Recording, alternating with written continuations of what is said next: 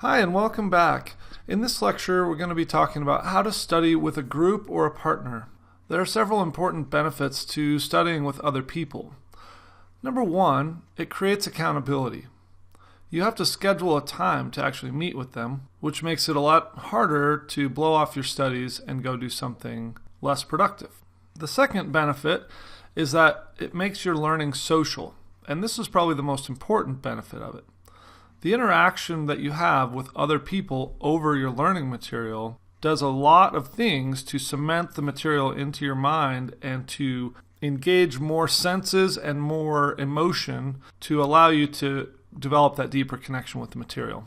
The one thing you have to be careful about with group study sessions is to keep it from getting too social. If you have one or more people in the group that aren't motivated to study or haven't prepared, then what often winds up happening is you get onto a lot of distracting tangents. Maybe you start talking about the latest meme that you've seen on Facebook or TV shows or movies that you've watched, and before you know it, an hour has gone by and you really haven't learned anything.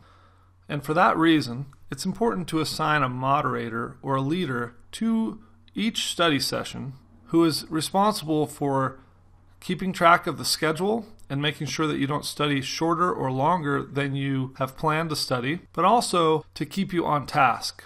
So you should decide before the group begins what you're going to study, what your goals are for accomplishing during that study session. And the moderator or leader is in charge of making sure that you're moving from task to task and you're accomplishing the goals that you set out. So how big should your study group be? Well, it's okay to study in pairs, but the ideal group size would be about 3 to 4 people. This allows for good group dynamics while avoiding some of the challenging issues of groups that are too big, too hard to manage, and unwieldy because of their size. There are a couple of strategies that you can use in your group study sessions. One is just for everyone to come to the group session and you lay out your goals for what you want to study and then study together and discuss what you've studied. Different people will bring different perspectives or will have noticed different things in their studies or in their reading that will help you to get a different perspective on what you've studied. Another great strategy for group study is to quiz each other. So you study beforehand and then you come to the session and quiz each other in pairs or as a group on the material, and then identify your weaknesses as individuals and as a group, and then plan further studies from there. And a final strategy, and one of my favorites, is for each member of the study group to study a different aspect of what you need to learn, and then come to the study group and teach that aspect to the rest of the group. This is beneficial in a number of ways. Number one, when you teach other people a concept, that's when you truly start to know the subject. And the first few times you try this, it can be a little bit challenging and you might find yourself floundering a little bit to effectively convey the material to the other people.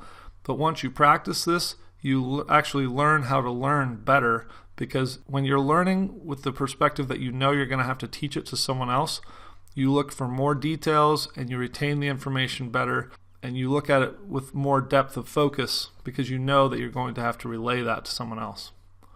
The one drawback to this strategy is that if you are in a group with other people who are struggling to teach you well, then you're still going to have to go back and study that material, because if they don't teach effectively, then you aren't going to learn as much about the sections of the material that you didn't study yourself. But if you get a good group together on this one, you can really take your studying to the next level. So those are a few effective strategies for studying in a group, and I will see you in the next lecture.